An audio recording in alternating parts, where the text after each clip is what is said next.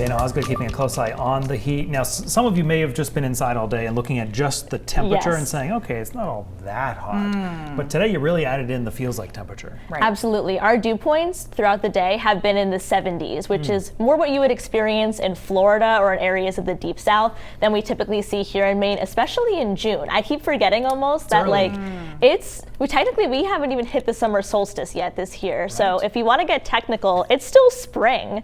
And we're experiencing these temperatures. Now, in addition to hot temperatures and high humidity out there today, we did have a couple of thunderstorms pop up. Overall, we haven't seen too many right now. A bigger cell with a little bit of lightning going just north of Lewiston. And then this cell north of Bangor was severe warned earlier today. However, that has since expired, but there is still some heavy rain and some lightning associated with that cell right near Greenbush.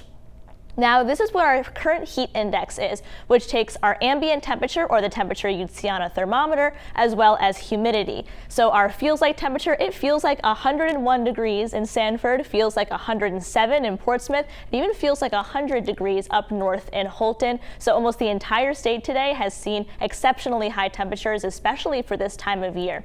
Now here's our actual high temperatures, what you would read on the thermometer. We got to 90 in Portland today, 96 in Augusta, 95 in Holton. Keep in mind, our average high temperature is 75 degrees, and that's going to become important here because these are our low temperatures for tonight, so the coldest point of the day, and we're only going to be dropping down into the mid to low 70s. So the temperatures that we're going to see overnight is usually what we would see during the peak hours of the day this time of year. Only dropping down to 72 tonight in Portland, 74 in Augusta, only 76 tonight in Millinocket. So we're not going to get a lot of relief from the heat overnight, which we would usually get kind of around this time of year in Maine. Forecast high temperatures tomorrow, once again, very, very hot out there. We are going to see some storm activity pop up later in the afternoon from north to south, so it won't be quite as hot in areas of northern Maine. However, close to the coast, once again, getting into the mid 90s, and with the humidity is going to make it feel even hotter.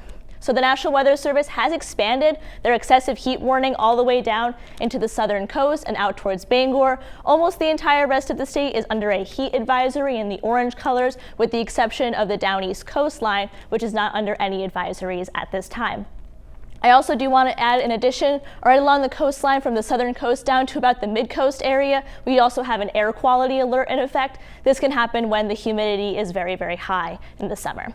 So we have a couple more of those thunderstorms going through, especially in areas of western Maine late tonight. Once the sun goes down, most of those will be ending, but we could get some more thunderstorms coming through tomorrow. And the reason for that is we'll have a cold front moving through from north to south. So once this cold front moves through, we could see a couple more thunderstorms pop up along this line, especially in the southern 2/3 of the state. Could see a couple of severe storms pop up with these, so we'll keep a close eye on those tomorrow. And then we do enter in a bit more of a rainy pattern because of a stationary front, so we'll have the chance of showers lingering from Friday and also into the weekend, where it will be significantly cooler coming up. So here's a look at Saturday 9 a.m. So just a couple of showers moving through the coastline.